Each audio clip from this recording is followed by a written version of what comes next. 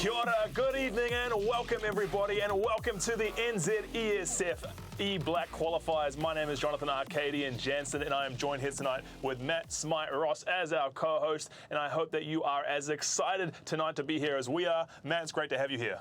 Ark, what a day. I mean, it's not every day that you get to find out who's going to be joining the New Zealand squad for esports. I mean, it's been a while in the making, but here we are. We finally get to do it. I'm just so excited to see who actually steps up to the plate and takes those spots. Absolutely, because, you know, we have the top esport athletes from across the country who will be here competing tonight in these titles, eFootball, Dota 2, and Rocket League. Can you speak a little bit to each one, Matt? Yeah, so, I mean, you've got quite a variety here, of course. eFootball, you look, if you're a traditional sport fan, this one should be a no-brainer for you. It's just jumping in 1v1. You've got all the real-world players. You can select and choose your team. And, of course, it's such a good one for football fans in general. You know your FIFAs. This one, though, is a little bit more intense, so the professionals love this one. Dota 2, you think esports, you think Dota. This is one of the biggest esports in the world, biggest prize pool in the world for the last a decade, I think. Very long time. You know, more prize money than Wimbledon some years. That's crazy. And then, of course, Rocket League to tie things out. It's a good little in-between, right? Yeah, it's like soccer, but you're in rocket-powered cars. So that's another good one. 3v3 as well, team game. I love it all. That's right. But why these games? And it's because we have the top esport athletes from around the country competing to be an E-Black. So what is an E-Black? It's our national esports squad. Now, these teams will be representing or selected to be part of the E-Black squad to represent New Zealand at international country representative events. Now, traditionally in esports, you've got pro teams who might be a couple of New Zealand players or Australian players, and they come together to be Oceania, whereas we're representing or creating the New Zealand representative squad to represent any international events, such as the upcoming Commonwealth Esports Championships in Birmingham in August, which will be an absolutely historic event. And so this is a massive night for us because we're going to see New Zealand's top esport players definitively selected for the squad. And now, with this being such an historic night, we have some remarks from the New Zealand Esports Federation's president, Connor English, so we'll cut to him.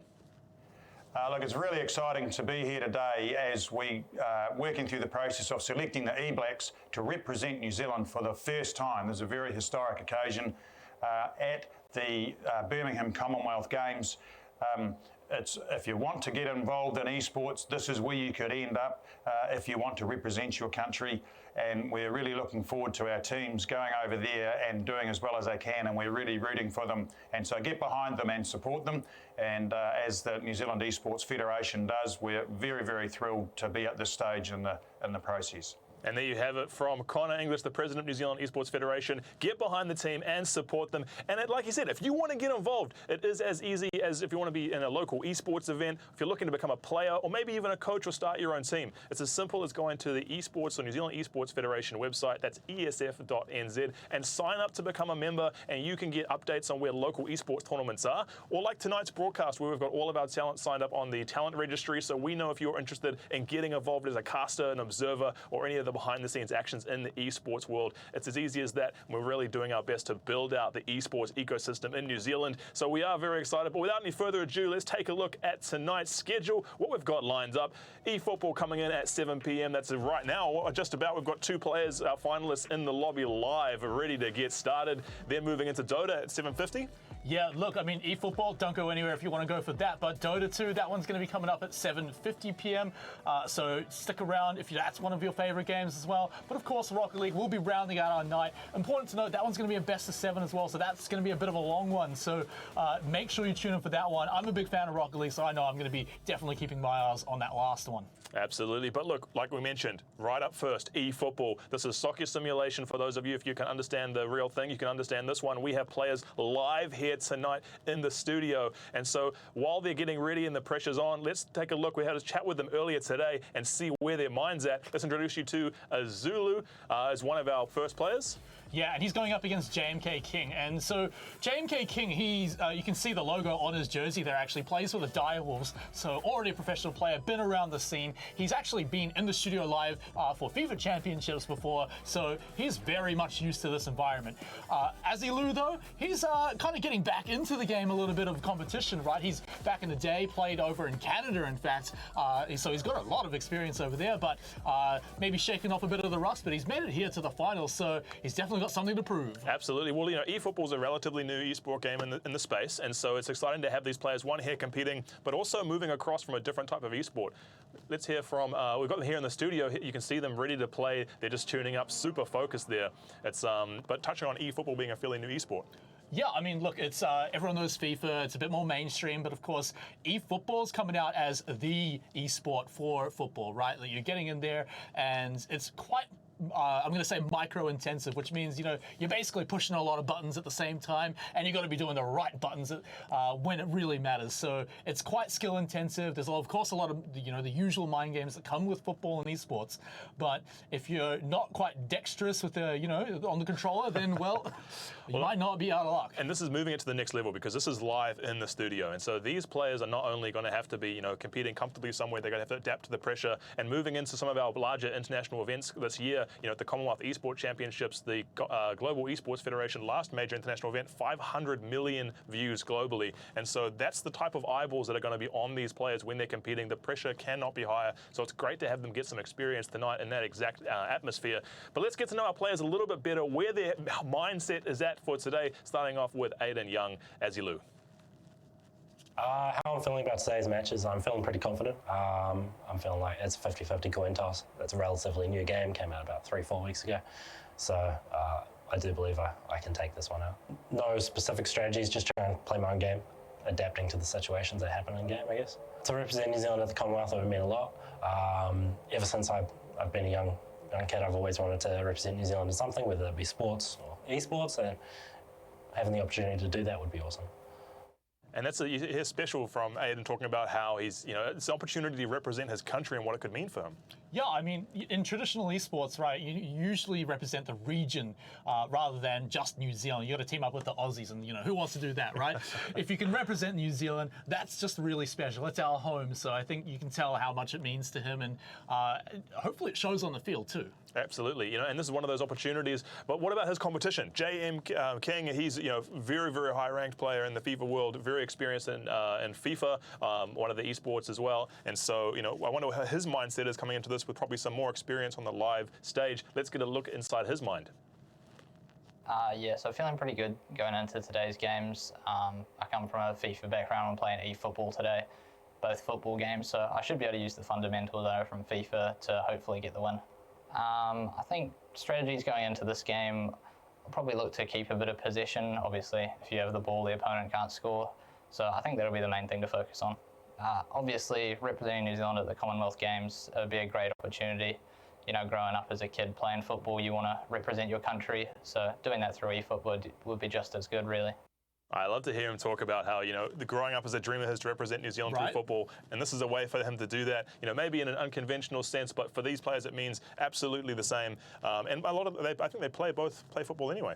Yeah, I mean, that's actually quite a common thing here with things like FIFA and eFootball, is that fans of soccer, fans of football, they love jumping into the game itself. They want to actually play with the teams. And now you can actually put those skills to the test and get rewarded for it by representing your country just like the professional actual football teams do themselves. So I think eFootball specifically, you can tell it really means a lot to these guys because they see these teams representing their country in the real world. Why can't they do it too? I love the little tidbit he had about it as well. Strategy, keep possession. If you've got the ball, they can't score. How is transferable across the mediums? But that is our players for tonight's match, and the tension is getting very, very high here in the studio as they prepare for their first match. But I want to welcome you into our new caster as well, who'll be helping us with the eFootball. Airborne, welcome to the show. You'll be helping us cast. Thank you. It's great to be here. Airborne, man, look, it's always good to have someone so knowledgeable on the show, but you're not just all about the brains, right? You actually put it to the test as well because you've played esports in these environments before. I mean, I've seen you play in this studio itself. So, I mean, just from your point of view, what would the pressure be like for these guys? I mean, from this point of view, from our point of view, it's quite easy to sort of take a look and see, we're sort of watching at home, we sort of might not be able to understand having that pressure of having someone next to you, sort of the environment that creates. But for them, this is the opportunity, as you said, to represent New Zealand. This is a level that neither of them have probably ever been to before. And so I can imagine that they're probably sitting there feeling that. So it'll be good to see how they go on. Yeah, now they've actually been sitting there for probably quite a few minutes by now, and we're actually just getting ready to get the game going. So you can imagine that the pressure is, as it gets closer and closer to kickoff time, they're going to be feeling it a little more. I mean, you could just see JMK King though; he was quite all smiles. So, I mean, what is it like for you personally, Airborne, when you play in the hot seat? Are you all smiles? Are you talking to your opponent when you do this?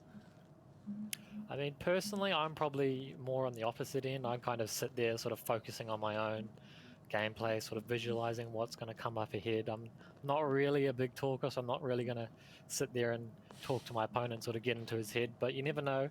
I think Azilu is probably going to sit there, sort of chat to Josh, sort of try and get into his mindset, sort of understand where he's coming from.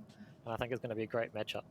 And another thing I want to touch on, right, because eFootball is relatively new, especially compared to the more mainline games like FIFA. So as someone with that background too, what do you think, does this level the playing field a little bit more? That's what Azilu is coming in thinking. Maybe he's got a bit more of an even chance against JMK King because it's new?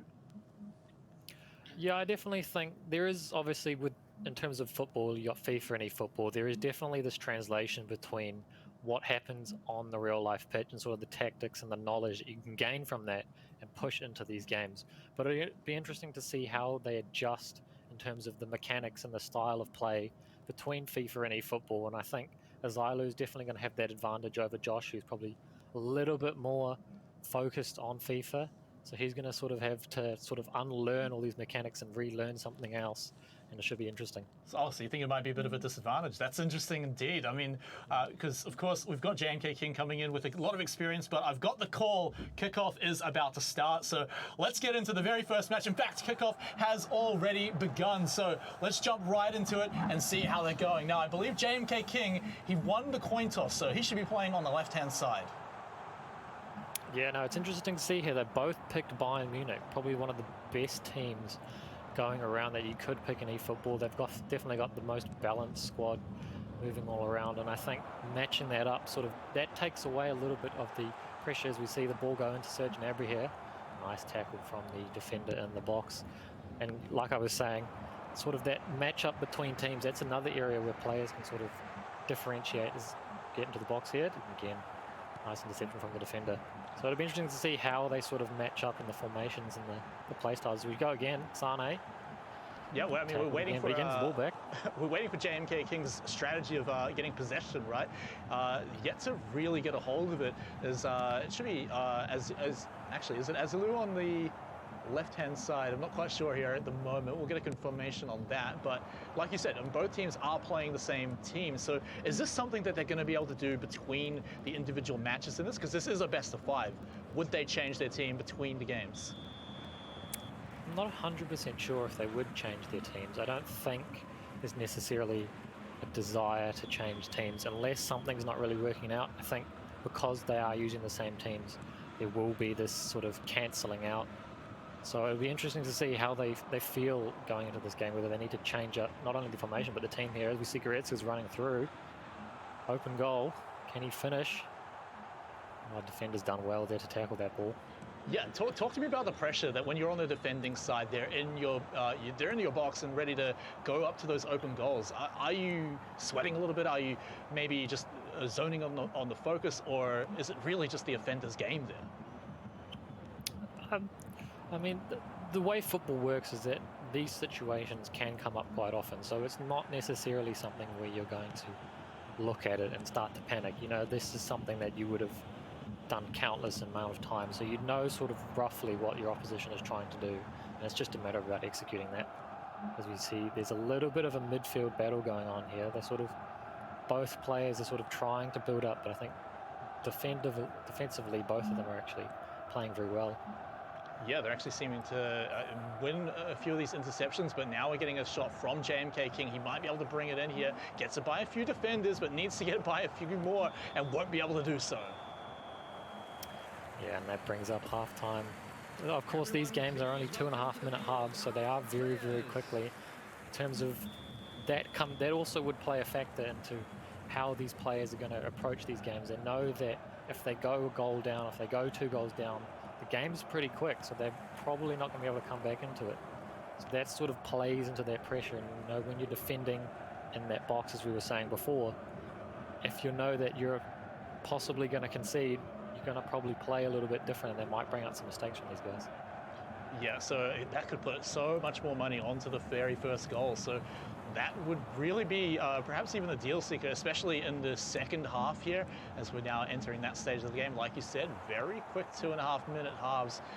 The players are able to get it up the field rather quickly, but the chance of interceptions is just a little bit risky, right? You want to be very careful with that. But then again, do you maybe play the last second? When the scores are even, are you waiting for that last second goal? No, it doesn't look like it. JMK King making a push up, gets a shot and gets it by the goalie. There it is, the first one on the board. And a great little build-up play too, just playing that ball down that right-hand side, sort of waiting to get around the defender with a beautiful cross into the middle into Lewandowski, who's going to make absolutely no mistake in burying that behind the goalkeeper. This now puts him on the front foot. JMK King, that 1 goal up. Get a little bit of a replay here, like you said. Gets a nice setup and just a quick, swift kick into the net. Gets it by all of them. I mean, there was a bit of a tussle there going on. You could imagine perhaps there could have been a defender nearby to make the interception, but no, not indeed. So gets that 1 up on the board.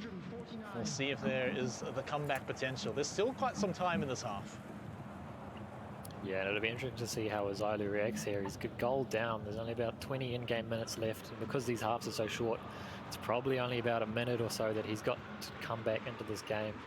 JMK King with that early goal, that's going to be putting a lot of pressure on Azilu as JMK King now runs down the right-hand side again, looking to try and beat that defender, but he's just going to keep possession, as you were saying before. If Azilu doesn't have the ball, he can't score, so Josh is doing exactly what he needs here. Yeah, and so much more important when you are the one that is 1 goal up.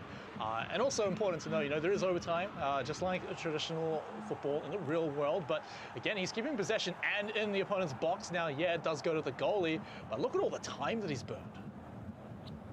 Yeah, exactly. I think this is the point where you're just going to see Josh sort of hold possession of the ball. He doesn't want to give Azilu any opportunities, which he's just done there. See if he can counter, plays it through all nicely to Lewandowski, who's going to get, again, tackled by the defender. Great defending here from Josh. Yeah, I mean, that's all he really needs to do, right? Keep possession of the ball. Never hand it over.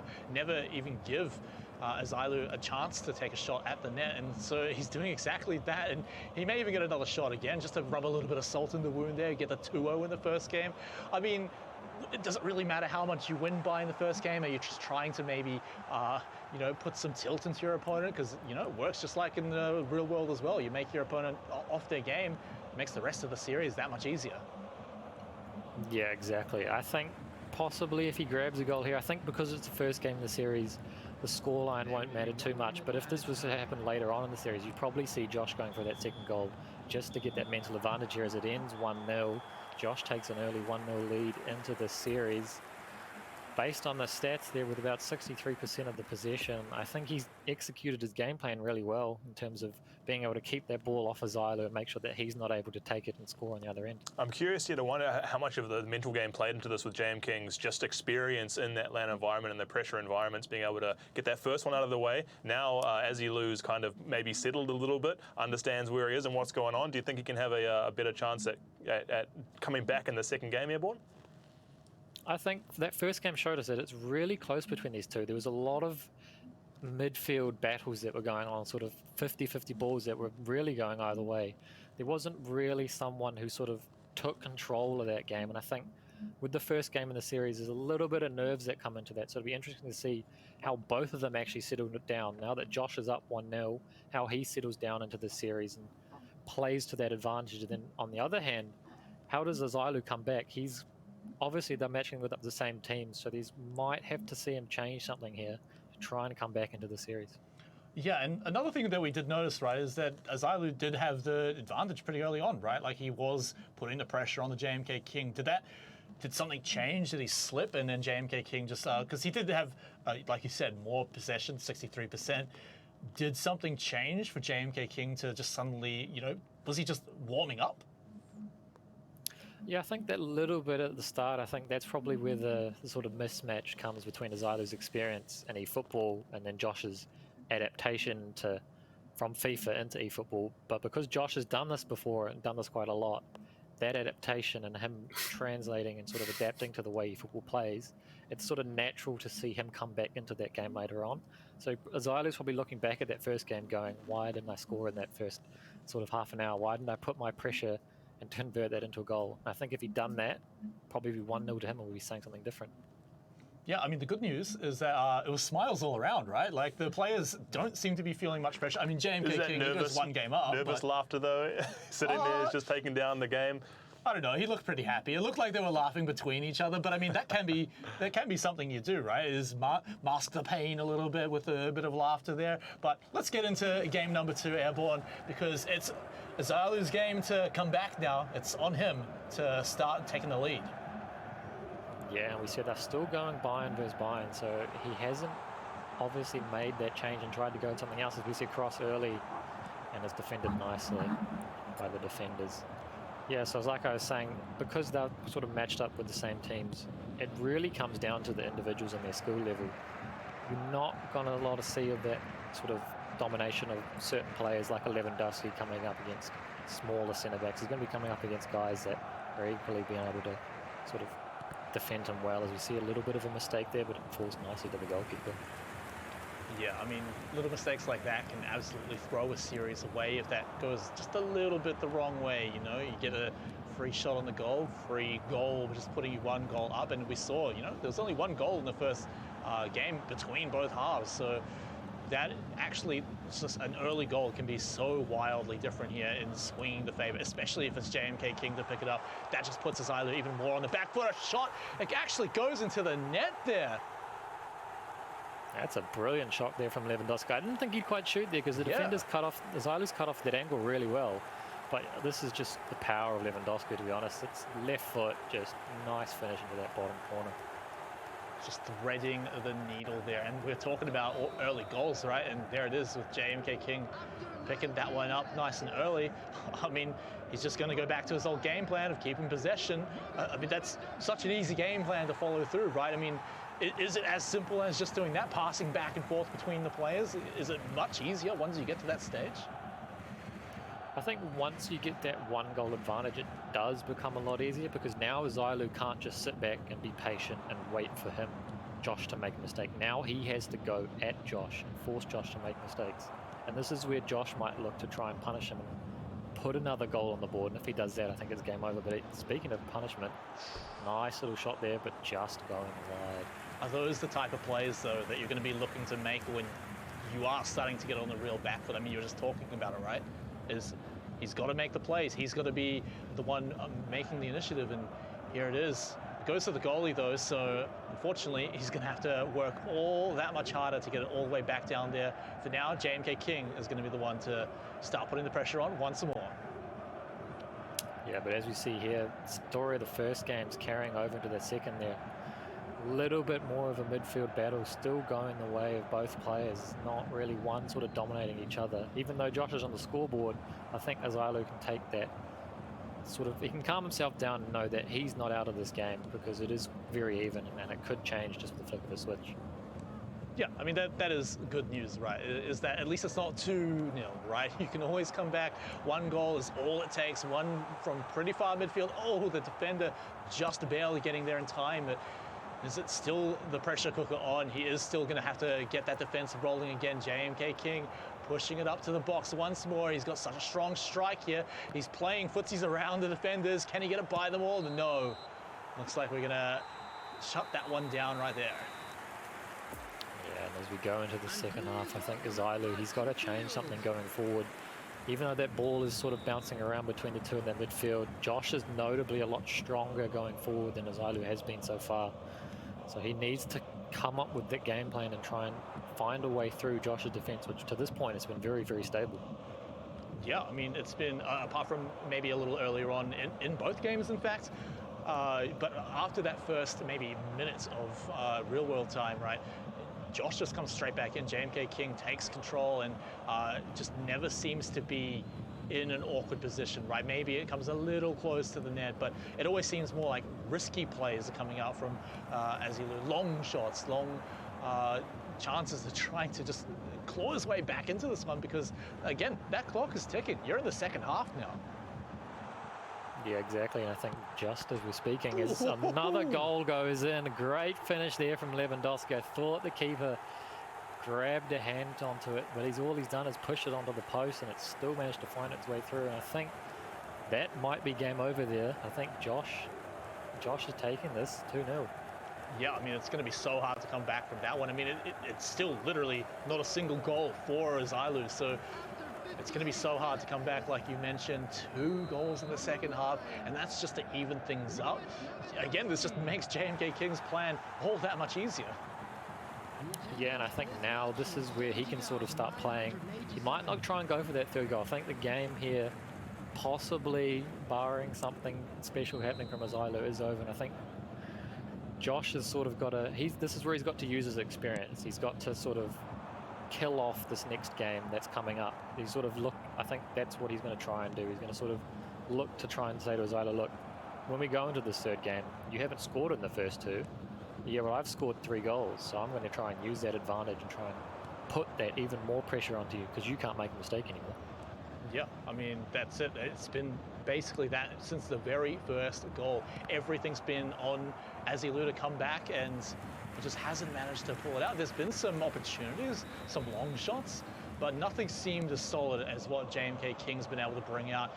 Yeah, a little bit of pressure from the corner here, but again, it's just not enough, right? The game's already kind of done. So with that, JMK King, I mean, going up 2-0 is going to be massive in the series alone. So he's basically forcing Azilu to come back in a reverse sweep. He's got to win 3 games in a row after not scoring a single goal.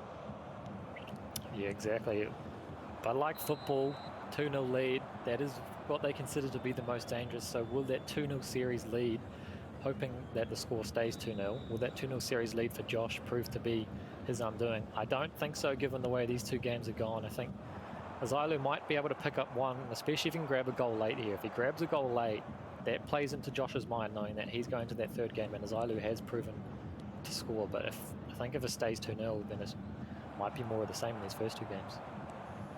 Yeah, I mean, we're really just waiting for Azilu to show us something different, right? Yeah, it's been something. It's been a little bit, but it just hasn't been enough. And so JMK King, like we've been saying, he's scored out these first 2. So I feel like even one single goal, if it's JMK King that gets it first, then, I mean, that could just shut it out right there and then. Yeah, there's always the chance of coming back when we get to game 3 and you're down a goal, but at that point, it's just feeling like game 1, it's just feeling like game 2. We feel it, the viewers probably feel it, and you've got to imagine Azilu's feeling it too. But I mean, hey, he's not quite letting it get to him. You can see him still laughing there on the camera. Yeah, and it's good to see both these guys enjoying it. Oh, as the ball's come off the post, and there's the goal from Azilu. We were just talking about it. Can he grab one? And he has managed to grab one. A little bit scrappy, but a great ball in from that free kick that comes off the post, and he's the first one to pounce. And is that the goal that changes the series? Yeah, I mean, if there's a comeback from this, then that would be quite the story. I mean, imagine moving on to the next stage of the competition and saying this is how you made it there from a long shot like that. Oh, the goalie takes it straight to the face, but unfortunately that should do it there. No magical miracle comeback for this individual game yet, but hey, there's signs of life. 2-0 up for Azilu. You know, it's a huge mental advantage, for JMK King sitting there next to him, knowing that he has to win the next game, otherwise this whole thing's over. Yeah, I mean, not just win the next game, but win the next 3 in a row. I mean, Airborne, talk to us about a little bit of your competitive experience. Have you ever been in a position like this where you've got to come back and reverse sweep? And I guess the important question, did you do it? In FIFA, we don't necessarily play best of 5. Best of 5, that's a little bit of an endurance type series. Typically, we've played best of 3, and there has been situations where I have gone down in that first game. And yes, sometimes I do come back. Yes, sometimes I don't. It comes down to your ability to be in that situation and be clinical as we get back into the third game here. Yeah, straight back into it. So, again, I think it's going to be all about this first goal. But the signs of life that Azilu gave us before, it shows that, yes, one goal is not just a 100% secure for JMK King. Although I'm putting my money on, if he gets that first goal, that he's going to just take the rest of the series right then and there. Yeah, I think given the way the first couple of games have gone, Azilu, he's not necessarily shown that ability to come back immediately after conceding. Josh, when he goes up 1-0, he's done a very, very good job of being able to control these games. And I think that's where his experience from FIFA comes through. That ability to control the game and control the series. Like he said before, if you don't have the ball, you can't score. And Josh is doing a very good job of keeping the ball off Azilu. Yeah, and that's definitely going to be the game plan as well, even if it's just a little bit of mind games here, knowing that, again, it is kind of on Azilu to make this next game. JMK King, he's got room to play around if he wants to. He can try and tilt his opponent. He can maybe try and rub it in a little bit here in the third game, because, look, if you make a mistake, all right, you still got 2 more to pick up a win. JMK King, he only needs to get that 1 more game to take the whole series, move into becoming the next stage of becoming an E-Black. Yeah, and I will say it has been interesting that Azilu, throughout these 3 games, he's stuck with Bayern Munich, so he's being prepared to sort of match JMK King, and maybe that's probably the one decision that he might look back on and sort of regret. Will have changing another team been able to get him back into these series? He might have scored a goal in the last game, but Josh has just been able to control these games. Massive, and it's just right from the start. I mean, he said it in the interview, just keep possession. He hasn't been able to keep 100% possession, so hey, Azilu still has that going for him, but at the same time, much greater than 50% seems to be working out well in his favor. Again, getting another opportunity for the striking player to make a shot, but the defense, it's already there, and it's going to be able to just go back and forth again, draining that clock, no matter who's got a goal. Exactly, because these games are so fast, probably 1 goal here is going to decide it. So far it has been a lot more of an even game. I think Azilu has definitely sort of shown us a little bit more in attacking now that he's got that confidence from that first ball, and if he grabs one here, it's going to be game over, possibly. Although Josh does a very good job of clearing that ball eventually. All right, so we're going to hit that half time, and for all we know, this could be the last half time of the entire series. It could end right here. It could just take 1 single goal by JMK King, but of course we always know that the miraculous fairy tale comeback is always on the table, and he's not quite sitting on a big fat 0 goals total in the series, so Azilu shows that he can do it. He just needs that 1 in, and if it could be the first, I mean, that would change everything. Yeah, exactly, and we're talking about comebacks. There was a great comeback this morning in the football with Real Madrid coming back from basically 4-3 down against Man City in the dying minutes of the game. So it has happened before, and that's the beauty of football. Game's never over until it's over. So this will be interesting to see here how Azilu comes through. Yeah, so just a reminder, everyone, we've been saying it a few times, but this is potentially the last game, potentially the last half. All it takes is JMK King to win it here. He has been the favorite coming into this one. He's got that professional experience, that LAN experience. And right now, he's showing that dominance. Again, signs of life from Azilu, but it's been far from enough for him to take it out here. So in the dying moments of the second half, we're already halfway through the second half. Again, up against the defense, can Azilu find a way to get that 1 more goal, or will JMK just take the series here and now? I will see these last sort of 5 minutes, we're seeing great signs from Azilu. He's sort of been all over Josh. He's putting the ball into the box and creating pressure. It was just unlucky to sort of have the defenders block that last chance, and then made a little bit of an error passing the ball into the defender, which is probably why he hasn't been able to score too many goals. But like saying that, he has shown a lot of signs of life after that goal. And Josh is now sort of, he's not able to execute his game plan as well. He's sort of, Azilu's the one who's actually controlling this game and controlling the position of the ball. So he's probably taken a little bit of a page out of Josh's book here, and he's doing very well at it. But the thing is, he's got to be the one to make the play, right? JMK King can play around a little bit, but possession possession's only going to be 90% of the game, and yes, at 0-0, we will be going into overtime if something doesn't change in these dying moments of the second half, and it could be a very intense one, and it could even be, again, the beginning of that beautiful story, the beautiful comeback for Azilu, but he'd have to do it in overtime as we tick over the 80-minute mark. So now we've got to see, will JMK King just take it out here? He's got the possession now. He's bringing it up the field. He's looking. He's got a pretty clear shot, playing games around the defenders, but can't get it by all of them. There's quite a solid wall there now. And now Azilu, he's got to make the play. He's got to find the time to get that one goal. Yeah, and this is the kind of time where heroes are made and heroes are lost. Azilu, he's making that ball do the work and putting pressure on Josh's defence, but he's still not been able to crack that, and he looks like it's going to head over into that extra time like we've been talking about before, which this is really anybody's game. All right, just to actually update everyone, turns out it's actually 1-1 so far in this series, so we're not actually as close to the end as we may have thought. So with that said, that actually changes quite a lot there, Airborne, because I mean now it's now back to a best of 3, like you were mentioning. But yeah, so yeah, that's going to change quite a lot. In fact, indeed, in the series, probably a reason that Azilu was smiling a little bit more after that second game. But I mean, look, moving into the overtime for sure, we're probably going to be getting a look at that soon. But I mean, hey, look, we've still got 3 potential games to go here, Airborne. Yeah, and it's been interesting now that we've gone into extra time. We're seeing actually both players making their first substitutions of the series. So it'll be interesting to see whether they've made the same subs, and whether these subs are actually going to have a big impact on the game. And everyone knows that in extra time, everyone's tired. You've been running around for about 90 minutes. The subs potentially could have a big impact, and it'll be interesting to see whose subs are going to make the best impact. Yeah, it's going to be... I mean, that's where, again, the strategy is going to come involved with both players picking the same team. Then, yeah, the differences in those subs will make a huge difference. Again, the overtime going to be very tight here, but again, with a little less pressure on Azilu than perhaps we may have thought before. That's going to be a lot more important for him to really start making the strike. He could take the lead here. He could take the lead in the series and then put JMK King on the back burner. Yeah, now we know that these halves are very quick and that the series is tied 1-1. Both players now are going to be under a lot of pressure, because whoever wins this game puts themselves one series win closer to winning the entire best of 5 series, as we see Josh go through.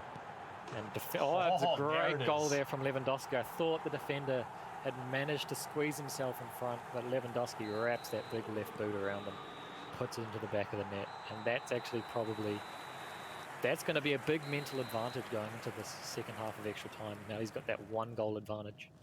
Yes, and so just for clear up on the confusion with the player teams, I think JMK King started off on continuing into overtime. Yeah, we got that second half, so it's not quite over just yet. So moving on, we'll get your clarification in a moment, Arcade, and don't worry, overtime does not last forever, as some fans might feel. But as we now find out, with that 1 goal lead, Airborne, you said it could mean everything. I mean, how likely is it even that goal is even going to be overtaken here in just such quick overtimes? I mean, anything can really happen. I think both players now, because of the tiredness, you're going to see a lot more mistakes start creeping in. And I think if players are able to calm themselves and be able to take that chance when it arrives, because there will be a chance here, as saying this, just as the defender manages to clear that. But I mean, what happens after this? We're going straight into penalties, I believe, and anything can happen in penalties. Oh no, sorry, actually, it's still a 1-1-0. Yeah, no, with 1 up, we don't have to go to penalties just yet. Maybe we'll save that for game 4, maybe even game 5, but there it is there. I mean, taking it up 2-1 now in the series, so... To Azilu. So yeah, just for the confusion for those of you at home, because Josh or JMK King started off on the home side for the same team, he was red shirt. Next game he changed to white shirt, then red. That's what it was. This following game he'll be on the white team again. So just for those of you following, easier to know who the player cams are to keep on to this. But it is now 2-1 to Azilu in the series, which is a fantastic, comeback for him so far, especially from the first score. I mean, what do you think, Matt, he needs to do to really close this out now? I mean, look, maybe with the whole narrative changing now, Azilu, I mean, he could just take a page right out of what JMK King said. He's the one in the lead. Everything that we were saying about JMK King before, it now applies to Azilu. He can just ride the easy train to the rest of the series. Yeah, it's not quite as solid a lead as a 2-0 as what we thought it might have been, but, you know, moving into this one, you've got a game to play around. You can be a little more risky. Yeah, and as you see here, Zulu is in the red, JMK King is in the white. We'll just clarify that for everyone so that we're all on the same page. I'd like being on the same page. Yeah, this game, now that Azilu's up 2-1, sort of throws out all the predictions that we've had going along. We're keeping everyone on their toes, and I think definitely the way this game's going to go, I think Azilu, this is Josh now, I believe, is going through. Takes a shot, and that's a great finish there from the attacker, Serge Gnabry. Took his time. You saw him there pause just before the shot, just to sort of settle himself and place it nicely around the goalie. JMK King taking that 1-goal lead. We're going a little bit back to what happened in game 1 there, although a much quicker lead indeed. So still plenty of time for Azilu to come back into this one and catch up, maybe even overtake. But I mean, looking at the way the possession's going right now and the position of the ball, JMK King might want to make that an early 2-0. Yeah, and it's definitely now the biggest thing for Josh was he had to grab that early goal. He's 2-1 down in the series, and grabbing that early goal now puts the pressure all the way back onto Azilu. So now Josh is able to go back to that game plan he's been talking about since the beginning, keeping that ball off Azilu, keeping it so that he can't score and he can keep that 1-0 lead. So it'll be interesting to see. There's a lot of time left in this game. So Azilu's definitely not going to have to rush and do anything crazy yet. He should be able to ride this patient possession out from Josh and come back into the game soon. Yeah, I mean, it's going to be very important for him as well. It being such an early goal, like we said, there's plenty of time for Azilu to come back into this one. He's, in fact, making an attempt at it right now. Plenty of defense, but it does not matter. That's a great finish there from Leroy Sané. Again, looked like the defender had him covered, but still manages to wrap that left foot around it, put it nicely into the back of the net. And this game's all square. This is the first time that we've managed to see someone come back from 1-0 down and square up the game. Yeah, so we're again, actually... it's all square. Yeah, back to square one, and we're not even into the second half yet. So suddenly we're getting a pretty high goal game if things continue this way, or they may indeed slow down, because both players, they can't just sit back on keeping possession. They can't just sit back and hope that the other player never gets the ball, never gets a chance to shoot, because someone's got to make a play, someone's got to make the go. And for JMK King, that might have to be him, because remember, he's the one that's down 1 game in this series. It's Azilu who's got that 1 game away from victory. He can almost taste it, and maybe he's tasting it now after he's evened up the score, if he can get that 1 more. But the first step of that is going to be stealing it away from JMK King here, and I think he's done it. Yeah, as we move into halftime, this game still all square at 1-1. I think whoever scores his next goal here, it's going to put a lot of pressure on the other person, because if it is Azilu who scores that extra goal, Josh now suddenly has to, he's put in a position where it's do or die. If he doesn't manage to come back into that game, his dream's over, whereas Azilu's going to be able to, if he goes down that extra goal, he's got that 2-1 series lead advantage. So he's that peace of mind knowing that he can go all out, and if it doesn't work out, he's still leading, and we're going to game 5. All right, so like you said, that first goal could just make it or break it here, make the do or die situation for JMK King. Here's an opportunity for the shot to go into the net, but it goes very wide. No chance there for that one to happen. So both players breathing easy a little bit here. Maybe a sigh of relief from one of them. There's a great chance there from Joshua Kimmich. Perfectly placed in the box, and somehow managed to almost put that up for a corner. So I think someone's going to be regretting that. Someone may regret that chance later on. It'll be interesting to see if there's another chance here. So we see the defenders getting a foot to it and cutting it out. Yeah, and JMK King, we've seen him in games manage to grab the ball, grab the lead, and then just keep possession and make sure that there's never an opportunity for the comeback. But the comeback has happened. in this game, so that plan's a little bit out the window, and we're seeing more and more often that he's put up against the net, he's put up against the pressure, so now it's his opportunity. He needs to make this attack work out well. We're already halfway through that second half, so time is again running out until the real pressure begins to mount, because if we go into overtime, remember, Azilu has got that extra game to play around. That's really do or die in overtime if JMK King gets there. Yeah, exactly. And I think as we've progressed along these series, at the beginning of the night, the midfield battle was the key. But now both players have sort of settled into their rhythm, and they're both being able to create great attacking opportunities. And now it's coming down to how well can you defend those.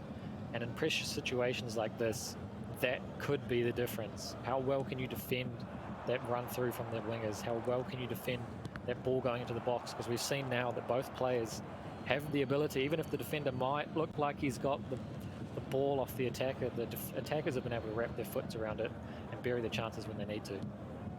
All right, some good passing play coming out here from JMK King. He needs to, again, find that one in the net. Running out of time here in the last moments of non-overtime. Too many defenders here. Plenty of time for Azilu to get in position to defend this one here, so maybe quite hard for him to pull this one off. Yeah, again, we're seeing great defensive ability there from the defenders, just cutting out the ball at the crucial time. Both players now seem to be able to get the ball into the box really well, but it's that final pass, that final touch that is just letting themselves down, as we see here now. Great save there by from the keeper. 2 matches up, well, 2-1 in the series so far. 1 game left to become an E-Black. JMK King needs to make it happen now, or he has to go to overtime. That is where the real pressure will come in here. Azilu here in the red, coming in. He's still got the defense going in here, but I think JMK King might be finding an opportunity here, but no, it goes way wide over towards the corner, and that just gives Azilu plenty of time to just boot it down the field. Now we're moving into extra time again. Pressure just seems to be mounting here on JMK King. He's got to be the one who puts the ball into the back of the net next. If Azilu does it, that might signal game over. Should be quite interesting to see now. We saw last game both players making those substitutions as we headed in extra time. It'll be interesting to see whether they make the same substitutions or whether they change it up a little bit, whether they were happy with the players they brought on. As we see now, they look to be playing similar sort of formation, so ideally you want to be playing players on that sort of attack those slower, more tired players from your opposition player. You want to be sort of being able to control the game now. Again, this is where more of the strategy can come into play here, so the bigger brain may even get a little bit of an advantage here. But with now JMK King getting possession, actually getting it up the field a little bit, defenders running back, he may find time to just get a quick one in the net, because remember, with a quick extra time, that could be all that's needed here for him to pick that up and maybe even up the series. And even then, he'd have to win game 5. But hey, this is step 1 of surviving in the series, right? He cannot drop this game. Possession so far seems good for him, but at some point, he's going to have to make a play. Yeah, exactly. I think this is where you're going to start to see the experience that Josh has coming into play. He's going to know that he wants to be the one that gets the one opportunity to attack that might come up in the second half of extra time now. If he's sort of backing off and letting Azilu, who's up 2-1 in the series, if he's letting him control this second half of extra time, he's playing with fire really. He wants to be that one controlling the possession. He wants to keep that ball, which he's doing very, very well here. As he goes through now with Taliso, he's going to take a shot. Oh, and just gone wide. That could have been the game right there. Yeah, that could have brought him right back into it. So now Azilu is going to have another chance to just secure the series, secure his position on the E-Blacks here in this overtime. But straight back over to JMK King, actually. Well, it's just going to be a bit of a midfield battle here for now, in fact. So no solid winner just yet. But Azilu, he's now got the pressure on. If he gets a shot at the net, no, it's going to be headed away over towards the goalie. No player solid here yet, but oh, if we go to the kickouts, that's going to be where the real pressure begins. Yeah, definitely now we're going to see Josh wants his last attack, although he's just given the ball away. Azilu has one chance and he's ball still with him. Can he find this goal here, or are we going to the penalty shootout? If he can just win it here and now. No pressure, but no, indeed. It's going to go to the penalty shootout. Oh, man, what a way. What a way for him to win the series if he can do it right here and now. JMK King, you've got to watch his face, right? You can see he's smiling, but how much of that is just on the outside, right? How much is he feeling it right now? We'll take the first one here with Azilu. You can see the players, like, look how they're holding the controllers as well. They don't want the mind games of the other player to see what's going on. Face to face. Yeah, exactly, as Nabry steps up, calmly finishes that first goal. And like we said, when you're playing next to each other, you know, you can look over and see someone's controller, so they're hiding them very well here. He steps up, and Josh does very well now. Levels it up at 1-1. As soon as someone takes the lead, though, we'll imagine that's where the scary play starts. Of course, with Azilu getting the first shot, he's going to be the one to keep putting the pressure back on. If he keeps picking up these balls in the net here in the penalty shootout, every time JMK King, he's got to match it. Yeah, exactly. As JMK King steps up, and he's leveled it 2-2. So this is going to come down to the wire, and I think the pressure's probably a little bit more on Josh, because remember, if he loses this, that's it for him. Zylu steps up, and again, he's gone the same way every time, so it'll be interesting to see if Josh can adapt here and sort of get into the mindset and the head of Zylu and try and outthink him, and like you said, have that bigger brain, have those 200 IQ plays. Oh man, Again, Josh steps up. Each player is just getting it by. JMK King is matching him shot for shot, but there's only 2 more opportunities here. Is it going to continue this way? The first block comes in. Now the pressure is mounted. JMK King can take this one here. He'll take the lead for the first time. He's done it. Great step up there from Leon Goretzka. Josh, pressure's off him. Pressure's back on Zylu. Can he bury this to take it one step further? And he does. Oh, no way.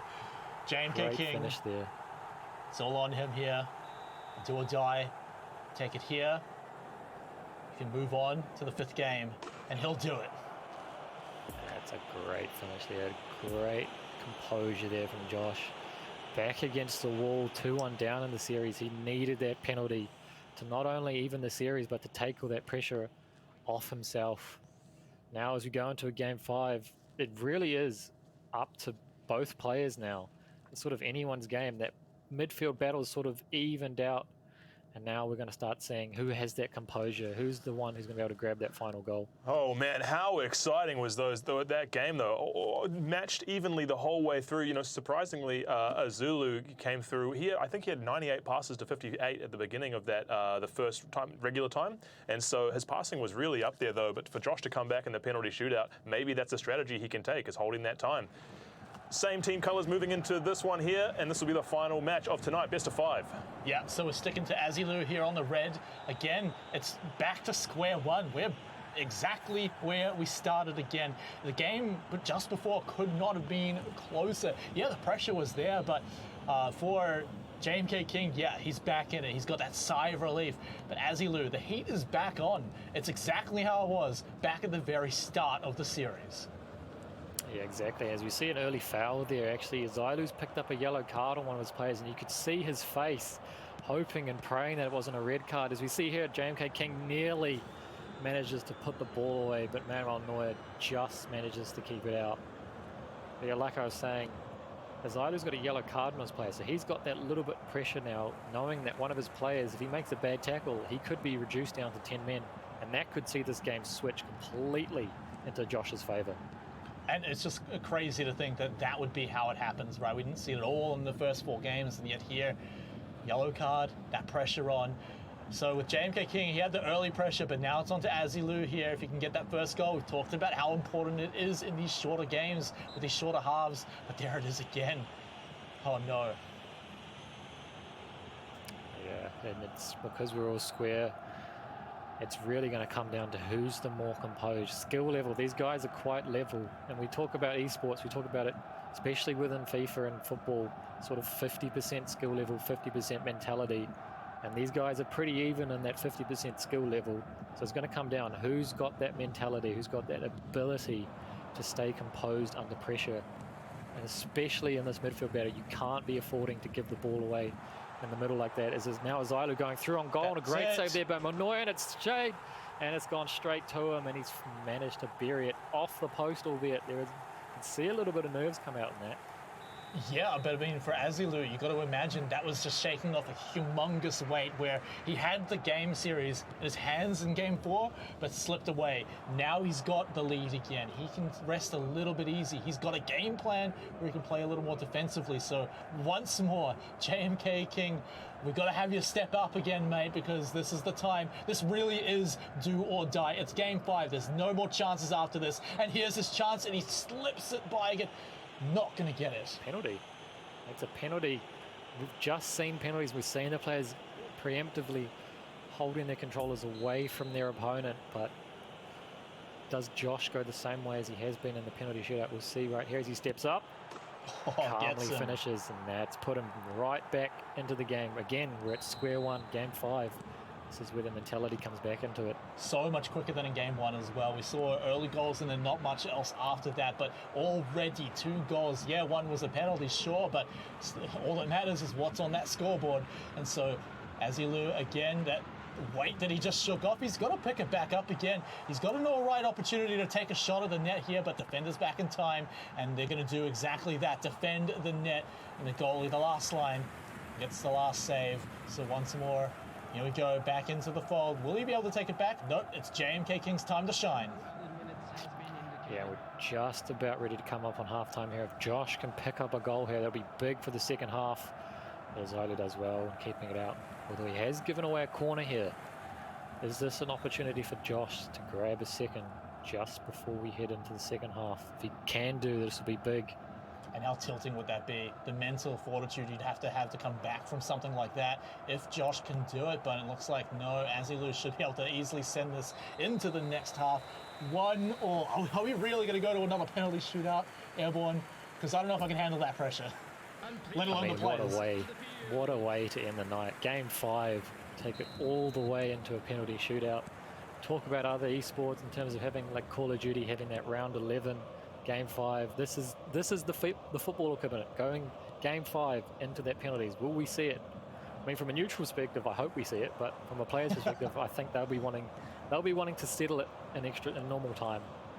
Yeah, look, we're meant to be non-biased and all that, but I love going right down to the wire. I love my close matches, so I'd love to see it too, and we may be getting just that. But hey, we've had a lot of goals so far in these last few games, so we could see some quick ones again as the players are still battling over it in midfield, but it just takes one quick set up through past the defenders, and we might be getting a little bit of that from Azilu. Can he get it by the next one? He's getting it by, but now has to pass it back. A bit of a slower play, but still contains possession. Yeah, I think now we're going to start seeing both of these players. They're going to be under a little bit of pressure here because with these 2.5-minute halves, one mistake could cost them here, and they don't want to be the one who makes that mistake as Josh gets into the box, greatly defended by Zailu, but he's get the ball back. Noise fouled. Oh no. Managed to grab the ball. Thought there was going to be another penalty. Yeah, can you imagine a penalty at a time like this? That would be devastating, but here it is again. Azilu, can he keep possession? No, it's just stolen back straight away by JMK King. A battle in midfield once more, but it goes straight over to Josh. He's got now the offensive power. Plenty of defenders in position here, so he's going to have to take a shot. He's going to have to take it carefully to get it by all of them. Can he beat the reactions of Azilu here in the final moments of Game 5? Oh, what a save there, but it's dropped right to Leroy Sane. And Josh, a little bit fortunate there as Zailu will be kicking himself that Noya hasn't been able to grab that ball and has put Josh 2-1 up. 15 in-game minutes left. Is this the goal that puts Josh into that prime position and wins the series for him? We did see Azilu come back pretty quickly after the first goal in this game, but it was through a penalty. He's got an opportunity again. That would be a quick even up if he could manage to pull it off, but no way. Josh is not going to let him have it. He's going to be able to keep possession, but no, somehow Azilu still manages to pull the ball back into his favor. Still a little bit of a battle between the players, but it's in Josh's side of the field, so he's still got a bit of that pressure on. He's going to have to grab possession and hold on to it. Yeah, as we see the times ticking down very quickly here. Zailu He's probably got one more chance here to grab that equaliser and push this game into extra time. Will he be able to do it? You're seeing in the bottom right-hand corner of your screens, he's been a little flustered at times. JMK King's been calm and composed, so maybe that'll play into Josh's advantage, being able to stay calm as we go into the last minute of the game. And he's win the ball. Is that it? And That's it. He does it. Well done. The first E-Black we are deciding tonight. JMK King pulling it off here in Game 5. It went all the way down to the wire. We didn't quite get the penalty shootout. But hey, we came close enough. That was a fantastic series, Arcadia. Absolutely. We couldn't have asked for any better. Two very, very closely matched individuals. And there it is for JMK King as the first E-Black for New Zealand in eFootball. And so a huge congratulations to him. He's just miking up to get ready. Hopefully we can cut to a live interview with him shortly, see how his feelings are. But I mean, what a fantastic match. Could you have wanted anything more? We could have got that penalty shootout, Arcadian. Come on, we could always get... No, it was a great series, honestly. So good to see the players having a good time along with it too, but you could see as we went into Game 3, Game 4, Game 5, that's where, you can see a little bit of the sweat, a little bit of hiding the smiles, and man, I love the mind games that come in when the penalty shootouts come, but you could on the edge of my seat for the whole time. You could definitely see the nerves of them. And although they're laughing and joking all the way through, I think that's fantastic. One, that we got to see that although there was such a high pressure situation, they were still very friendly around the whole thing, and it was good the whole way through. But man, I can't even imagine the nerves, especially for JMK King coming down 2-1 in that series, having to pull it back through the penalties, makes that one save. And if you think about it, that one save is what the difference was between the series being won or lost right then versus the game continuing. And so JMK King's mental fortitude to be able to really keep composure and bring that through was really impressive. So I can't wait to see or to talk to JMK King when he is ready on the interview. I'd love to get inside his mind. If you had the chance, Matt, I'll be asking JMK King the questions, but if you had the chance, anything that you'd like to ask him? Anything you're curious about? I just want to know what he was feeling during that penalty shootout and what the sense of relief was when he managed to make that save that you said was essentially not game deciding, but game saving, series saving save there. That's exactly what I want to know is how did he keep the pressure there after penalty shot after shot after shot? Well, we will go on to JMK King's interview right now. Congratulations, Josh. How are you feeling after that match? Thank you, guys. Yeah, feeling pretty good after that one. Obviously, very, very close set of 5 games, but very ecstatic to get the win in the end, especially being 2-1 down in the series. Absolutely, and congratulations on that. Look, what made the difference for you during the game? What do you feel was the difference between your play, and how did you get to the end like that? I think just a little bit of experience, to be honest, and I just tried to keep my cool the whole way down. Even when I was 2-1 down in the series, I knew I could always get back in it, and the game's still alive. So yeah, just trying to keep mentally strong and keep playing the same way I was the main thing. Fantastic. And during that penalty shootout, that was where the whole game was either going to be won or lost. How are you feeling when you made that save? Yeah, I was feeling pretty good. It was pretty hard to guess which way he was going. There's all the mind games and penalties, but I was happy to put all 5 of mine away anyway. Fantastic. Well, thank you so much. Is there anything else you'd like to say to the friends and family at home supporting? Just like to say a big thanks to my family. They're always watching along at home, and the Brazy boys, my best mates, they're always supporting me from home as well. So shout out to them. Fantastic. Thank you so much, JMK King, for your competition tonight and participating. And congratulations on being New Zealand's first ever eFootball E-Black. It's fantastic to have you on the team, and we'll be hopefully seeing you at the Commonwealth Esports Championships in Birmingham in August. So thank you so much. Cheers, guys. Moving on to tonight, that is eFootball all wrapped up. Best of 5, couldn't have asked for any better. Now we'll be heading for a quick ad break, but when we come back, we will be looking into Dota 2 and Rocket League, and so do not go anywhere. We will be right back after these messages.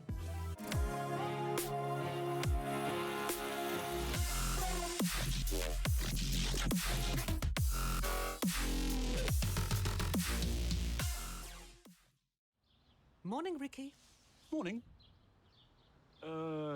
Where are you? I'm a voiceover. You're in an ad for fibre. Okay. Random. Ask me about fibre. What's that? Glad you asked. It's a tiny cable right under your feet that connects New Zealand to fast, reliable broadband. Let's go. I thought you said it was a tiny cable. It is. This is a metaphor. We can do anything in an ad. What's that? That's New Zealand's internet. Is that it? It's all we need right now. New Zealand's internet tickles. But as the country's needs grow... Yes, whoa. Our country's fibre network is capable of delivering way more when we need it. It's bigger than any of us can imagine.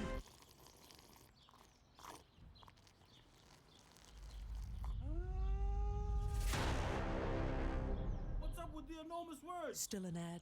Oh, okay. Hi, my name's Ashley Pittman. I'm the director of the E-Blacks and a long-time gamer. For the first time ever, esports is going to be run as a pilot event alongside the Commonwealth Games in an event called the Commonwealth Esports Championships. This is a crucial event in sporting history, and I'm so excited to have been granted exclusive access to document and share this story with you. I'll follow two Kiwi Commonwealth hopefuls as they battle to represent us in their respective events. Dota 2, a fantasy battle game, and Rocket League, a game which involves cars playing football. Ahead of them lies countless hours of training, sacrifice, and a burning ambition to be the best whilst juggling their real-world responsibilities. Not a gamer? That's alright. This film is still for you, as they take you beyond the monitor, past the explosions and magical spells, and give you an intimate glimpse into the lives of the athletes that play these video games. Our film has been selected for the prestigious short documentary initiative Loading Docs 2022.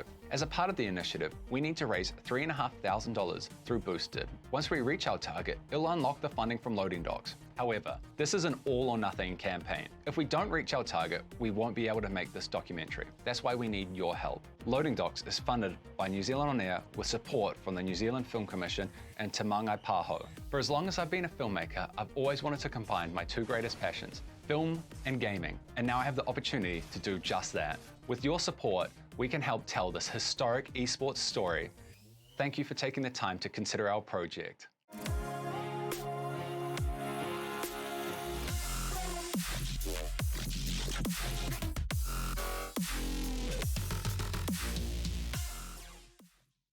Good evening and welcome back everyone to the NZESF E-Black Qualifiers. My name is Jonathan Arcadian Jansen here with Matt Smite Ross, and we have just come off the back of an absolutely phenomenal eFootball qualifier with JMK King coming up 3-2 in the best of 5 series, a nail biter till the very end. But we are now moving on into Dota 2 on tonight's schedule. Now the Dota 2, more of a traditional esport, but was run during the leading weeks up until tonight because it's such a long esport format. So these games went very long, and we had players who competed across the different weekends, competing to be the first NZESF E-Blacks in Dota 2, and we had a phenomenal round. But we'll be highlighting and recapping the package coming up shortly. But before we do jump into it, Matt, do you want to give us a quick recap on what Dota 2 is like and what that is in the esports world? Yeah, I mean, look, Dota 2. It's when you think esports, Dota 2 is one of the very first games that come to mind. It's one of the biggest in the world.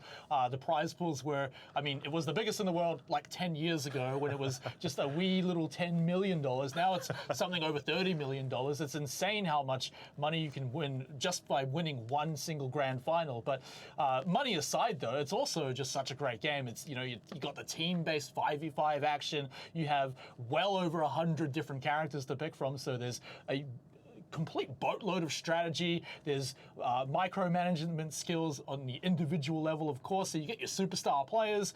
But then, of course, it's all about the teams, and we got to find out who our team is going to be. Absolutely. So let's catch up on this weekend's qualifier championship for the E-Black Dota 2 with our highlights package. Here we go. My name is Sam Johnson. My in-game name is Explosive Fury, or I'm commonly known as just Fury, and I played for 5.5 Kiwis. We were confident. We were pretty confident. There's very few experienced competitive players in New Zealand. So going into not only the finals but kind of the whole day, we knew there was a low chance of losing. It was definitely on us to control the narrative. The game plan for Saturday and Sunday, so we had 2 days. We had the group stages, and then we had the semis and the finals. And gameplay was pretty much the same. I'm the captain of the team. We've done a little bit of practice, but we were pretty confident. So our game plan was essentially, I had done a little bit of research, worked out, just gone over some of our games, worked out what we seem to do well with, and just stuck to basic pretty much. In the end, the final was only a best of 3, so it was 2-0. We didn't lose a single game the whole qualifier. I would say the biggest things that has, like, outside of just playing, is I'm in charge of the draft. So the draft is what happens at the start of the game. Both teams pick some heroes, and we get a chance to ban some heroes so the other team can't pick them. I spend a lot of time like watching games or going over pro games and just working out what works, why things work, what heroes are good versus other heroes, that type of thing. If there's ever a situation where everyone's quiet or if we don't have like a plan, it's kind of on me to give us a plan and work out how we're going to adapt from whatever situation we're in. So we've got Ningy. He's our position 1. Position essentially just means priority on money. Right, in game you get a bunch of money, and position 1 gets the most money. So Ningy is our carry player. His role is pretty much just to farm as much as he can, get as much money as he can, get as rich as he can, and then when it gets like to the end game state, it's his job to kind of actually finish the game. It's his job to be strong enough to be like, yo, I can win the game for you. We have Lose Yourself, so he's our mid player, our position 2, so he gets the second most priority on gold, and he's more of an active role. So he's similar to the position 1 in the sense that he's trying to get very strong, he's trying to get very rich and be very good for us in the late game, but he'll generally be on someone that has lots of mobility, so someone that can move around and actually play, like get in space to join everyone else on the team. We have Xavier. He's our position 3, which is the offlane role. He's generally kind of a tank type, so we still give him quite a bit of money, and he will use that to try to get himself to a state where it's really difficult for the enemy to kill him, and his job is generally to kind of just jump in and start things when we want and force the enemy to try attack him. Now my job in the game, I'm the position 4, so I'm the I guess greedy support player. My job is to kind of help Lose Yourself in the pos 2 in the sense of I will try to move to certain places on the map to set up. So set up for him to move towards us, or set up for Xavier to come do the front lining in the first place. So it's my job to kind of run around the map, work out where the enemy are, work out where they're going to play, and be in position to be ready for when the enemy, like before the enemy does something, so that we can make a play there. And then we've got Tobzino. Tobzino's the position 5, so he pretty much gets no money at all. He can practically play the game with nothing, so we generally give him a hero that has a very basic spell set that all they need to do is cast their spells. And his job is pretty much just to protect everyone as best he can. So there's things called observer wards in the game. They give you lots of vision, so you can see what the other team's doing, or you can put them on like high ground so that if a fight happens, you have vision of the other team while you're fighting. He also wants to just kind of hover around either our position 1 or our position 2 whenever he feels like they're threatened. So he's got to look around the map and be like, how do I protect people the best? When it comes down to it, every movement of a single person is a movement that the whole team has to take. Working out, being able to understand why one person's movement impacts everyone else's and how to adapt to the situation. Like, a lot of the time, you're not a perfect unit. A lot of the time, people make mistakes or something happens that you don't expect. And understanding how to adapt to all the different situations is like just infinite opportunities, infinite situations that you have to adapt to. So understanding what you want to do or what you can think of doing in those situations is very important. I think we executed our roles pretty well. Like we definitely had times where we got a bit greedy or we got a bit disrespectful. Like a lot of us, we've played competitive Dota for a while, and especially with an event like this, we're trying to qualify for the Commonwealth Games. So the emotional factor of winning the New Zealand qualifier, it's good, but we expected to win that. The difficult part's the next step. So it's the next step that we're still waiting to see some information on. And hey, if we qualify for the Commonwealth Games, that's when that's when the emotion comes out. That's when we'll be so excited. It's an amazing opportunity. So at the actual Commonwealth, there's going to be a lot of good teams.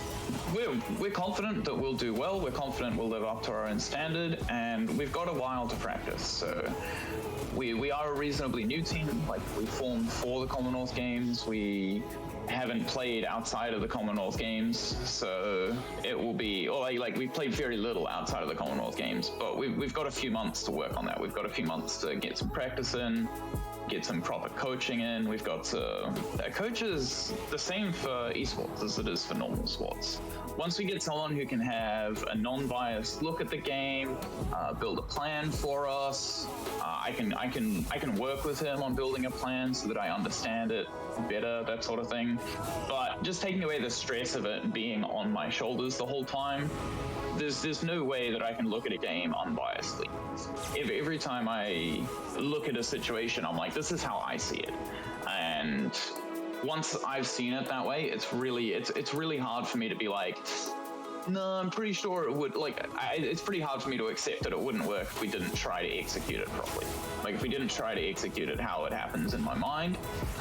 But if you have that outside person doing it, it's like, it doesn't really matter exactly what I've seen, because they've seen something else, and what they've seen is something we can all try to. So yeah, there's a lot of time to practice and gain our confidence, like grow our confidence into a point where we're happy, like confident going into the best of the Commonwealth. I mean, shout out to the team, I guess. Like, we've done great. Everyone's put in a lot of effort so far, and I guess for the New Zealand Esports Federation for putting everything together. Without them, the qualifier would never have happened. It's an awesome opportunity to be able to say that I'm representing New Zealand. It's not something that everyone gets to say. I don't know, representing your country, representing your city. It's an amazing feeling just to be able to say, yeah, we are the best in New Zealand. We are the team that gets to represent New Zealand, and we're very proud of that. And there you have it, the words from Sam, or Fury himself, winning through the weekend qualifier. And as he mentioned at the very beginning, they came through without dropping a single match, a group of incredibly talented and they've done a lot of a very experienced crew who came through sort of as the team to avoid, working all the way through into the final match, killing or matching the opponent 2-0, killing their Nexus twice. And then, look, moving forward, as Sam said at the end of that interview, how important it is for him to be representing the country again. It's a sentiment we've heard all night, really. Yeah, and honestly, for Fury specifically, I think it really is something special for him, because Fury's not just a great Dota player, he's not just a great Dota captain, but he's almost like an ambassador for Dota in our region and in our country. So for him to be able to lead the team that represents New Zealand onto the next stage, I think that would mean so much to him. And yeah, it's been a thing for all the other players we've seen tonight so far. I imagine it'll be the same thing for the Rocket League players too. But yeah, for Fury, I have so much faith in that man to be a team that I can really be proud of and get behind and support. So I'm really happy to see him lead the charge and, you know, put New Zealand on the world stage again. Absolutely, and you know, we were really happy to see them qualify through in the way and the style that they did. And I think it was really great to really get some insight into his experience and his journey through the qualifiers, and listening to some of the, you know, the mechanics of the team and how they operate and how important it is for them to be communicating and moving as one as a team. Did anything else you mentioned really resonate for you? Yeah, I mean, that's just the magic of Dota 2, right? The team play is just so absolutely crucial. Yeah, you can have superstar players, but if you just rely on that, then it's not going to be enough. So the ability to be able to train together as E-Blacks, I think that's going to be a real world-changing thing for these guys, right? Is you're actually going to have real professionals who, they have all this experience from traditional sport that they can bring into the world of esports that we might not really have had the chance to have before. So again, that's why I think not only representing the world stage, but I think it could change New Zealand Dota forever. Well, it's a great opportunity for these teams to really have got involved and come along to compete in this, because we did get some teams coming out of retirement, players coming back who hadn't had the opportunity to compete, and so this was a great stage for us to allow them to do so. Just having a look at the results for tonight so far, this is where we're at. So JMK King and Azulu coming through on eFootball in our first game, 3-2 to JMK King, and then into Dota, 5.5 Kiwis, 2-0 up against Knowledge in the final that happened in the previous weekend that we've just seen Sam go through. And then coming up, Rocket League. Yeah, and you might be looking at the screen thinking, oh, wait a minute, underdogs have got one game already. Is that a typo? No, hold your horses, because they came in through the winner's bracket to qualify for their chance to fight for the last spot right now tonight. And so they've got their one game advantage. They haven't lost a match yet. However, their opponents, Rusties, they came through the loser's bracket. So they've already actually fallen to the underdogs. And, you know, I've seen a bit of beef on Twitter. I know that they want their revenge. Friendly banter, of course, but, you know, they're coming back, right? They want to come in through their magical losers bracket journey to steal that spot away. So let me get this right. Underdogs, not the underdogs. That's correct. And in fact, the actual underdogs beat out another favored team as well to even make it here. So we've actually already had a few upsets, a few underdog victories, but oh, this is probably going to get confusing as the night goes on with one team called the underdogs. But yeah, these guys, they've got some real experience between them. I thought we'd just get it out of the way now. But let's learn a little bit more about our teams competing tonight. And let's have a look at our first team up, Rusties. Rusties? Yeah, and no, so this is a relatively young team here coming into tonight, so you might not think, oh, wow, what are they going to be able to pull off? But they've got some serious talent coming in. Of course, Caleb and Jackie are bringing up the team quite well, but my eyes have got to be on Viz, or Jarvis. He's won quite a lot of high school competition. He's a very mechanically skilled player individually, certainly a superstar, and really reminds me of another player who came through quite young as well in the past, Amphis in the Oceanic region. So I've definitely got my eyes on him to maybe pull off some upsets. Your eyes might be on Viz, but I think Jackie's eyes were on us in that picture. Hey, you've got to take the good ones. You do. But that is our first, so like you said, young superstar team come through, a bit of an upset through the losers bracket, knocking out one of the popular teams. Our second team for tonight, underdogs.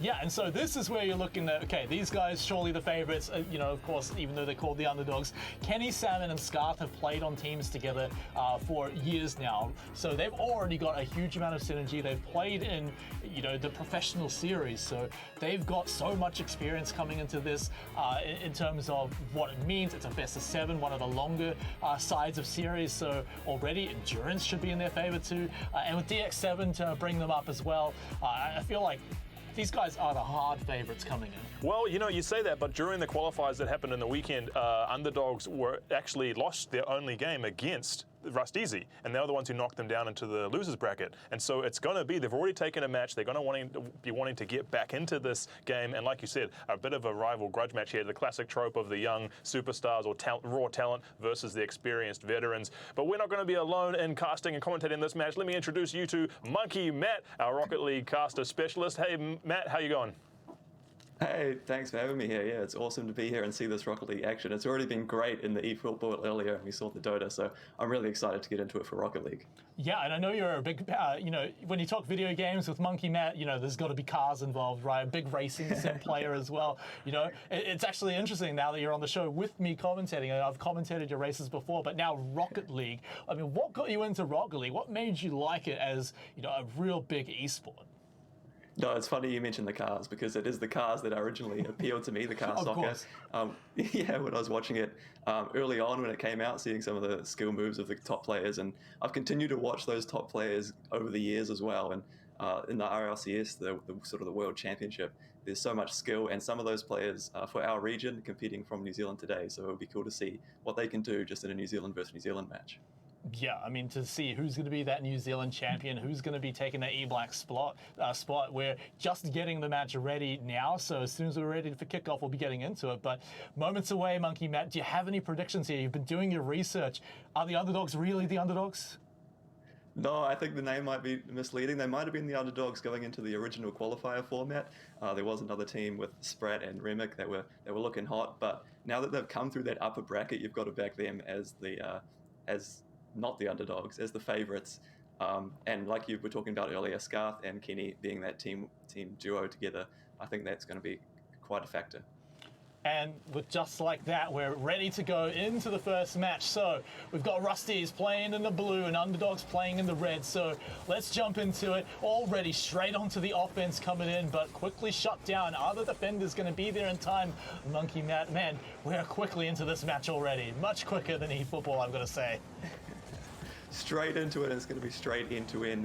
These two teams are going to be feeling each other out a little bit to start with in game one. Of course, best of 7 format, so there's going to be a long way to go. And Yeah, just this game one is just trying to get into it, get your mechanics going, get those sort of high ceiling shots. You can see already them boosting high into the sky. And at the moment, it seems to be Rusties who have a bit better territory at the moment. Yeah, just for now, but it doesn't take too long to be able to snatch it away.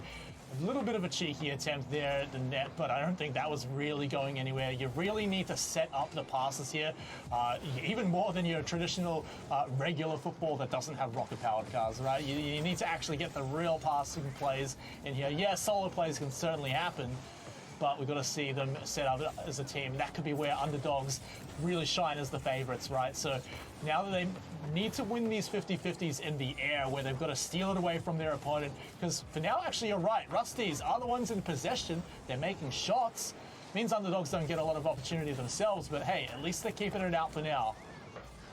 Oh, there was just a quick sort of turnaround shot there, but it has been Rusties most of the time. Can we see some possession here from underdogs? There's a bit of a mix there from DX7. That's going to take the pressure right off, and straight away Rusties right down the other end. Really controlling this match early, it feels like. Yeah, they're actually stealing every opportunity underdogs gets. Rusties are there to steal it away, winning it in the air again and again, actually, as another one happens. Finally, we might see Kenny Salmon grab it, but it's just straight back into the hands of Rusties. Yeah, it's bouncing around the net, but all three players are nearby, so there should be no reason they don't hold on to the ball here and make their own opportunity play here. Although, with Kenny Salmon now with his own aerial play here, Scarth waiting in the wings with a whole lot of boost ready to make the passing play. They might actually have the opportunity off the back wall. No, just a little too high. That's why you bring three teammates, but okay, let's make it the fourth pass to make the shot. Oh, I thought the early chance there was Kenny who went up in the air early and was looking dangerous, but it required like 4 shots off the backboard there before they could get it in. Keeping the pressure on. We talked about them being sort of not having much possession, but they don't need much possession when you can just slot it in like that with one chance, really. You know, my real question is going to be, does Kenny Salmon still run the exhaust that just spews out kittens? Because I remember that one a few years ago and it was beautiful, but I don't think he's actually running it this time. So a little bit sad, a little bit disappointed at Kenny, but maybe next series, maybe at the Commonwealth Esports Championship we might see it. But we'll have to get there first. We'll have to win the series, because right now, underdogs, they do have the lead, and it was off a great little team play. And you got to imagine, it could have even gone on after first pass, where they just shot it a little bit too high. Yeah, absolutely. The individual skill on this team, honestly. As we see Scarf faking it, is he going to get that? Gets the shot on, but Caleb's there ready to save it. And the teamwork on attack, but also the teamwork on defense, being able to have your teammates back there. Caleb, last man, had to save it in the end. But 2 minutes to go, 1-0 to the underdogs now. Can Rusties convert some pressure into a goal? It's going to start becoming more and more crucial. Goes right down the other end, though. Is that going to be in? It How is. does that go in? DX7 just a little bit too late there to save that one away. And now we get a little bit of a look at the players too. You can see, yeah, underdogs, they're looking a bit stoked at the moment, because they know a 2-goal lead is massive for them. They know they're coming in as the favorites here with all their experience too. So to come in and make a statement like that straight away, it's got to feel good. Oh man, and it's a little bit surprising as well, because it's almost against the run of the play there. It's been Rusties having the pressure, but just a long pinch with no one at home at the back to save it has gone in, and 2-0 down. That's a tough position to be in with only 1.5 minutes left to go. Rusties, though, they really want to get a confident booster goal at some stage that they can go into the follow. Even if they can't come back in this game, they want to go into the following ones with a bit more confidence. Yeah, big commitment there by underdogs, but luckily Rusties couldn't get a solid hold on the ball, so they're able to get back in time. A lot of boost available for underdogs, so this defense should be pretty easy for them. The question is, can they hold onto the ball as they get it out of their side of the field? Looks like they're going to be able to do so. Can they steal it away in the corner? No, it should be going straight back to midfield for both teams to battle over for it. But 1 minute remaining, the call is out there, and underdogs know what they need to do. They just, if they want to, they can play defensive, but one more goal would absolutely seal the game as well. And I know these guys, I know that talent are going to want to do it. They want to get that one more in if they can. Yeah, 2 still feels a little bit dangerous. If you can get it to 3, that's where it's a bit more comfortable. And especially with Rusties having some good plays as well. You can't really be comfortable in this position. Scout has to make the save. Fizz! Oh, he can't connect with it in the end. It goes wide. Yeah. That was a big chance. Yeah, and Caleb also getting bumped out of the shot too. Big defense from underdogs, just shuts down any hope of a miraculous comeback. I mean, you're hoping for a last-second goal here by Rusties, and then a kickoff goal in maybe 0-second time. And that sounds like a bit too much of a fairy tale for me, Monkey Matt. So underdogs, especially with goal number 3 there, they've secured in game number 1 already. And look at them on the cameras too. I mean, they're just having the time of their life in game 1. Yeah, when it's 3-0 up, you can feel that confidence within the team. You can see them talking to each other there. That one, just a little bit of a miss in the defense, or sort of a weak hit in the defense there to try and clear it.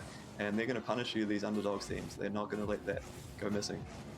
Maybe looking for a bit of a feel-good goal here for Rusties, but I don't think underdogs are even going to let him have that. Now, we've only got Jackie on the camera here, but you can see that he's all serious business here. You can tell there aren't very likely to be too many smiles going around. Hopefully they can still be having a good time here, but I mean, it's going to be hard to match the morale of underdogs right now, Arcadian. I mean, look, they were stoked. Yeah, well, look, I think this is your experience versus, these are some young kids on the block in terms of Rocket League, and this is their first, probably one of the events at this kind of scale, and so for them, they're trying to figure out how they perform on the stage. The pressure's up, and you can see them, looking very serious, but we know through the qualifiers, they have what it takes to take a round off these guys. And so it's just about them hopefully getting into that mindset, getting comfortable, and being able to actually pull it off. Otherwise, underdogs are going to run away. 2-0 in the series already. Yeah, and as we set up for the next game, we've got to also remember that underdogs came in with already 1 game up, so they're now 2-0 in the series. It's a best of 7, so it's the first team to reach 4 wins. We'll be taking home the win, but I mean, look, to come in with that, not let a single goal into their net, and do a 3-0, I mean, that's a statement to be made. I mean, Monkey Matt, I mean, you've been in your underdog situations yourself before, you maybe trying to come back. I mean, what do you feel in these sort of situations? It's certainly pressure on, isn't it? Because, like you say, 2 goals, 2 games down already, in such a big setting as well. They really want to come away with the win for sure. But you've really got to knuckle down and focus on what your game plan is here. They've got a little bit of a break between games, so it'll be interesting if they're on the comms talking to each other and seeing if they can come up with what they need to change heading into game number 2. And that's definitely something that comes with experience, right? Is if you are dropping games like this, your comms should not be silent between games, but hopefully they're not silent now because game number 2 is underway, but it is underdogs with their 1-point lead. Make that 2 because of their winner's bracket run. And so can they do it again? Get a nice early goal to start shutting Rusties out before there's even any hope to be had. And again, early it is Rusties with some good plays off that kickoff and following it up as well. Now, Kenny over to Scarth. We talked about that teamwork. They're connecting on the passes now. It'll be interesting to see, can they keep that up as the pressure continues to mount from Rusties? Oh, there's some real good ball control to set it up, but no one there to make the play. Oh, no. They weren't at the goal, and they weren't at their own goal either, and punished heavily by the underdogs. Yeah, it was looking like a good chance for Rusties. They wanted to get up on the attack. You can see that's their mindset, is they're all trying to get in there and help each other out on attack. But if you're all up in the other opposition's half, there's no one back in defence, and straight away punish. We see again and again, it seems to be that this underdogs team, they can take any opportunity. If you give it to them, they're going to get the shot on target. Kenny's got it. He's going to get it off the backboard. Does he have a setup? No, man. Okay, Caleb came out of the sky from nowhere, so he's going to be able to pull that one off. Would have been a lot of boost used to make that save, but definitely worth it indeed.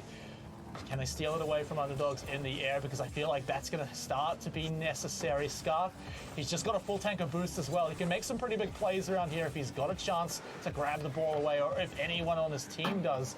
But hey, worst case, he had enough boost to get back just to make the save if he needed to, and here he is. He's going to keep it away. DX7 as well. All 3 members of underdogs nearby.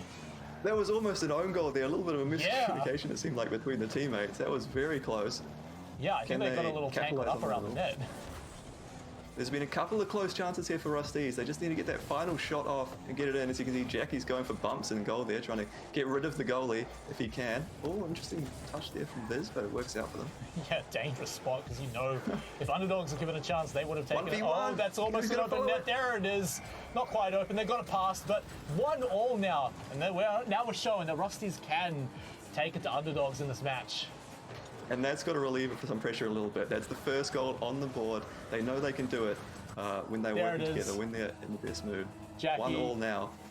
You can see the smiles now starting to come out, a bit of pressure, but I'm also getting a little bit of that let's go action. He's definitely keen to start getting his teammates amped up to underdogs.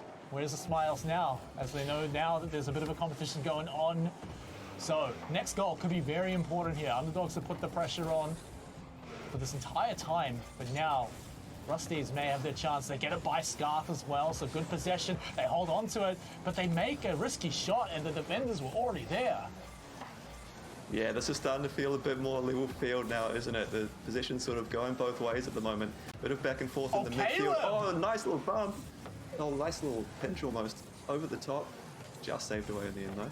Yeah, some real good control individually, almost getting it by 2 players and then almost having an open net, but not quite there. And unfortunately, it's either all or nothing. So back to the drawing board they go.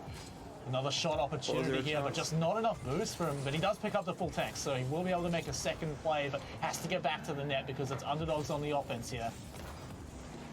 Yeah, it's a crucial point, picking up that boost, and from the opposition's end as well, so that's going to steal it away from the opposition, make it a little bit more difficult for them, and that's what's allowed Rusties to get into it. But no one's going for that ball there.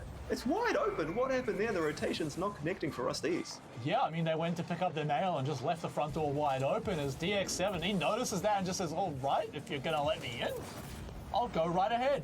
And now that's going to be an extra goal lead, so the pressure once more back on. But this is feeling way more doable for Rusties. And to be fair, that was just a silly mistake. That's something that's easy to correct as long as they don't let it get to their heads. Yeah, absolutely. That mental strength now really going to be crucial because you don't want to see those mistakes, and when they do come out, you need to put them out of your mind. Kenny Salmon finally gets one of those big aerial solo plays, air dribbles it up over the field. No one can stop it. Pinch on the ground as well. Yeah, just had Caleb get by on the defense. And okay, that's a very appropriate goal animation, by the way, as well for Kenny Salmon. Is it actually salmon fish that come out as well? I'm not sure. I'm not sure actually what. Oh, I'm not sure either, but you're right. It's very appropriate. Yeah, no, I love it. We love all the different items that they equip. Thank you, Kenny Salmon. We love you and appreciate you. But, well, Rusties, they need to find some room here in this game. Oh, no, Scarf. Oh, it doesn't even need it. He was just playing mind games and let his teammate come in and get that one. DX7 certainly pulling his weight here with the duo. Unfortunately, again, it's a little bit of a mistake there from Biz. He was in an awkward position trying to get that backflip to clear it and didn't end up connecting, and that's just allowed the open goal. So really for Rusties at the moment, they came out strong in that first game. Game number 2, they just need to, I think, tidy things up a little bit, can make some of these touches a bit stronger, and then they can be right back in this. Yeah, the thing is they are making these good little plays here, and this might be one of them here, as Jackie's going to put it towards the net, but really no possession kept there. Scarf going to miss that. Could have used a bit more boost, but not quite there. So now, Viz with the ball. He's trying to make his own aerial play, but nothing too fancy, nothing too far either. Sets it up, but Caleb's got no boost. He's not going to be able to make any follow-up play, and will be late back to the net. So defense could be a little rough here for Rusties. Yeah, I think you called it out at the start of the show. Viz is one of the ones that's looking really dangerous on attack here for Rusties. So when he gets the ball in the opposition half, I think that's when you might see some shots coming out and some good angles being produced. If his teammates can start feeding him the ball in those good positions, that's what they really want to see. Again, you could see Viz produce something here. Yeah, he's fighting for it in the corner here, but just misses. In fact, everyone misses it there, but this is a shot opportunity for Rusties. They get it off into the backboard now through all that mess, but unfortunately, there's no one there to pick up the next shot. They will be able to keep touching the ball around here, but no one has the position to make an actual shot, and that's the problem. Rusties, they're good at getting the ball there, but following up, that's a whole other story. And crucially, we see underdogs not really making any mistakes here. They're following up all these shots, peppering the backboard, nothing quite on target, but every time there's an underdogs player there ready to clear it. Oh, and they almost get away. Great save to keep that out of the net. Yeah, but I mean, a 4-1 lead. This game was over quite some time ago, and that's going to make it 3-0 to underdogs so far. But I mean, hey, we had one goal. Is that the hope that Rusties can maybe hold on to, Arcadian? Well, you know, look, I think that they showed signs of life, and I think, like Matt touched on earlier, that it's not really reflective of their gameplay. They're doing really, really well. They're just not able to convert on these, and maybe that comes down to the pressure. Maybe that comes down to the experience. But, you know, we'll continue to see what they're able to produce going forward. I just want to comment, though, for those watching at home who maybe aren't so familiar with Rocket League, you know, I feel like I have struggled just getting the car around the pitch, but these guys manage to be wherever they want in any time or space. I really can't understand, if you've never played this game, it is so much harder than it looks. You're not just flying a plane around. There's actual physics involved, and I don't know how these players do it. It's actually incredible how they can fly around and put the ball exactly where they need. Even a simple pass is so much more complicated than just your traditional football, and I can't even do that one right. So, you know, these guys have some incredible skills, so the next step is the teamwork. We see right now that, yeah, underdogs, they've got it. They've got it in spades. And I've got to say, DX7 specifically, he's stepping up today. Yeah, absolutely. And I think DX7 and then Kenny also having some great plays as well. He was going for a couple of those aerial sort of solo plays, aerial dribbles, as we're heading into the next game. Whether he can convert more of those will be interesting to watch in this game, because it seems the defense may be struggling a little bit to handle that. All right, we had Viz for a second, but I think his camera fell over or something. But hey, maybe that's going to be the game difference maker, right? He's so focused on the game here, doesn't even notice that he's off the camera. But straight away, underdogs put a little bit of the pressure on. Not a real shot opportunity there, no real passing plays available. But Rusty is, I mean, sure, they're going to feel the burn a little bit. They do get a good passing play. Viz gets it by one defender, but just put off enough to not be able to make the shot. Yeah, this game a little bit different as we see underdogs coming out early. The previous two games has been Rusty's sort of having that first play, but then straight away down the other end, it was that great shot, as you mentioned, from Rusty's. Now again on the defense, going a little bit back and forth.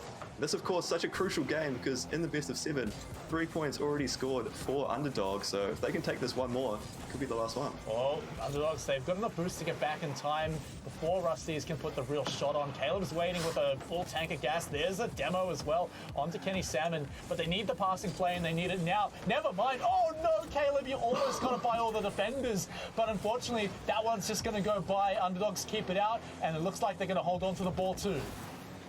So close there. We saw the demo early on, just getting rid of one of the defenders, making space for that shot to come in. And right on the line, it was saved away. So it's definitely sort of hopeful, I guess, for Rusty's here. They can do it. They can get close. They just need to try and get one over the line and into the net. Yeah, it's one of those nets. Wait, was that the... I think that was the Cat engine. I think he actually put it on. Yes, Kenny Salmon. But anyway, back to the game. That's the kind of goal miss that really stings, right? Because it really felt like you were going to get that one in. You did almost everything right. Here's another opportunity for them to do everything right, but too many defenders. Underdogs steal it away again. Again, Viz looking dangerous in the sky on the attack. Didn't quite work out on that occasion, but they have been applying the pressure for a lot of this game. It does seem to be Rusty sort of in a dominant position. If they can keep these rotations going, keep connecting with the ball the way that they want, I think they should be able to get through eventually. Yeah, but the problem is when underdogs spot a moment, they strike as soon as they can. And that's for Rusty's to make happen. They need to keep that door shut, make sure they never just leave the goal wide open like we've seen before. For now, they're doing that straight throughout the game. And through offensive pressure, it's certainly working. But now, Kenny Salmon getting the demo onto Viz. This is a great opportunity for them to strike. And DX7, he had the open net. Open net because the demo came through, and that can be such a crucial part of this game sometimes. Yeah, the teamwork, the demo, they were all sort of contributing there, doing their work, and that is the danger of these underdogs. You mentioned it. They just need one opportunity, and they've been converting every single time so far. And it feels like it's gone so quick because underdogs have just been so dominant, but we're now into the last half of potentially the last game of the series. Underdogs might just clean sweep it here. And you're getting a 2-goal lead here. It really is do or die right now for Rusty's. Oh, that was a bit unlucky. I thought there was a pass off the X7, but it was accidental connecting with the defender.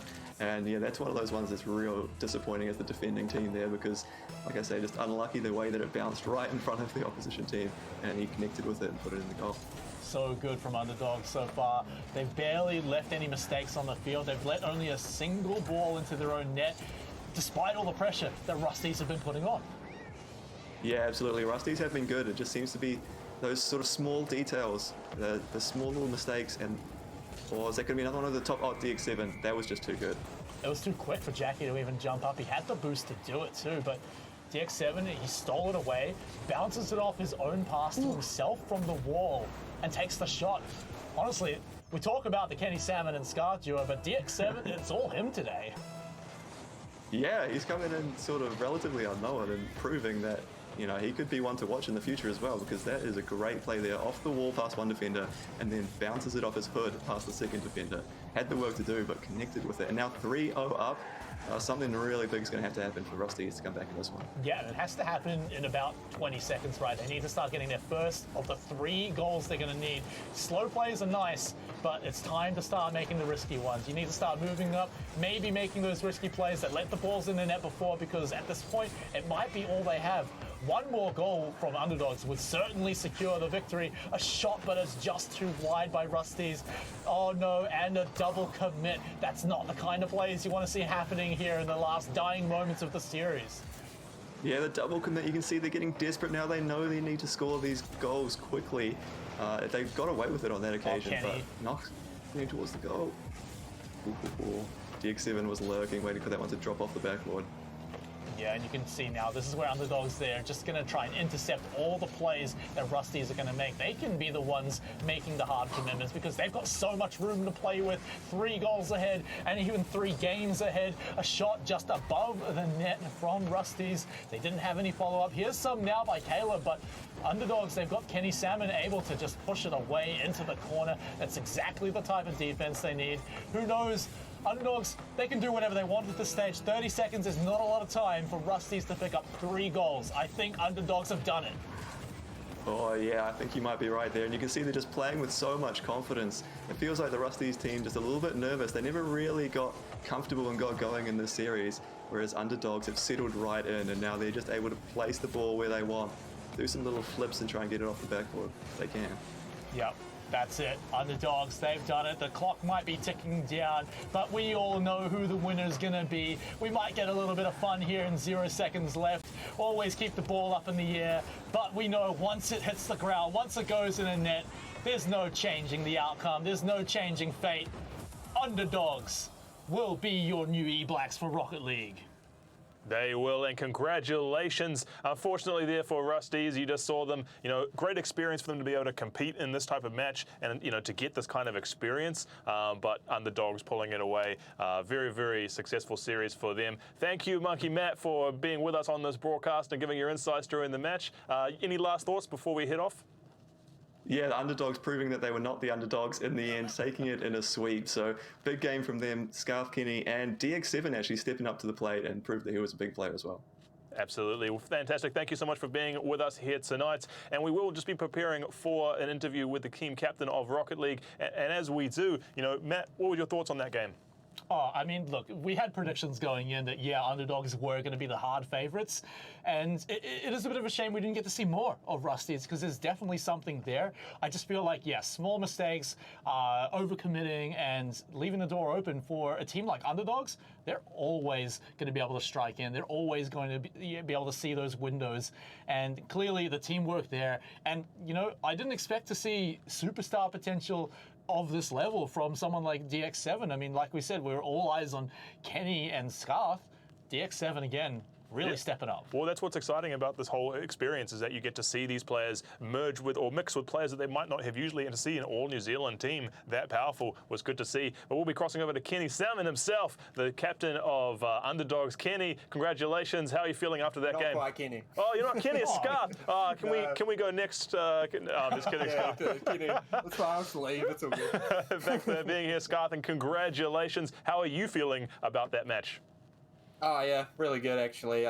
We kind of just came together because it was all last minute, being like quite a rushed event. But I played with Kenny before, so it's been pretty good. That's good to hear. Well, look, hey, after that, what was the experience like? Or your incentive, I guess, behind getting in and competing for a New Zealand team or being part of the E-Black squad? Yeah, that in itself is really cool. Like to see esports grow to this point where we can start competing at that level and actually push on the world stage outside of just esports is really cool for the future. And that's pretty exciting for what's going to happen next. Fantastic. And I see you guys tonight having a really good time. Fantastic performance against Rusties. Have you got any words of advice, I guess, as the veterans in the space for those young talent? It just comes down to confidence, really. When it gets to those situations, everyone's pretty mechanical. Everyone knows really what they're doing. It's more just, can you keep your nerves under control? that's what we had. So it worked for us. Had it in spades. Matt, would you like to ask anything? Yeah. I mean, I want to come in. I mean, I know you guys called your team the underdogs, but I mean, you guys were the hard favourites coming in. Was there a moment during the series where you knew, okay, yeah, we definitely got this? Yeah, definitely in that third game when we got a goal ahead, we started having a lot more fun and relaxed with the game. We just say, yeah, we've got this, we can do this. Just keep being confident and yeah. Fantastic. Happy days. Any final thoughts, Scarth, before we move on? Oh yeah, happy to be an E-Black. Let's go. Bring it on. Let's go. Fantastic. Thank you so much for being here, and thank you for competing in this match. Congratulations again, and we will see you again in the very near future, I am sure. But Matt, that is it for us here tonight at the NZESF E-Blacks qualifier. Let's take a quick review of the night and how our matches have gone so far. Yeah, I mean, look, we started it off with eFootball, and yeah, it really went well for JMK King. He pulled it out in Game 5. A pretty insane result for him. I mean, like we said, if you weren't watching the series, it came down to a penalty shootout in Game 4. He managed to pull it back, but at the end of the day, he pulled it back in the series to win it in Game 5, and he's feeling pretty great about that one. Incredibly close. So JMK King on the eFootball Championship. And then 5.5 Kiwis coming through in our weekend qualifier online through Dota 2. Fantastic. Never dropped around during the entire series. And so very, very strong performance for 5.5 Kiwis. And then finally, you've all just seen it with Kenny Salmon, Scarth, and DX7 on underdogs taking it out for Rocket League on the New Zealand squad. Very confidently 4-0 against the new and upcoming talent, but a great experience for them to compete in for the Rocket League. Matt, any final thoughts for tonight? Look, I'm always excited to get esports on the world stage, but especially excited when it's New Zealand's name on it. So I'm going to be getting behind all of these teams, and I really hope everyone at home, if you're not keen on getting involved in competing, there's always the support. We want to hear you guys supporting these teams, whether it's on Twitch, on TV, or just you yelling in your bedroom as loud as you can as you watch it online, because for sure, these guys are going to be going far, and I always love getting behind New Zealand. Absolutely. Thank you so much. And for everyone watching at home and who supported tonight, the E-Blacks are about New Zealand esports, and we are growing that right here. And so if you want to get involved, be sure to head over to the New Zealand Esports Federation or ESF.NZ. Sign up, become a member, get involved with your local esports community, whether it be as a player or an admin or a coach or even the talent itself who can casting these local events, because we would love to see you out there in the community. To everyone watching at home tonight, thank you so much for viewing, and until next time, GG.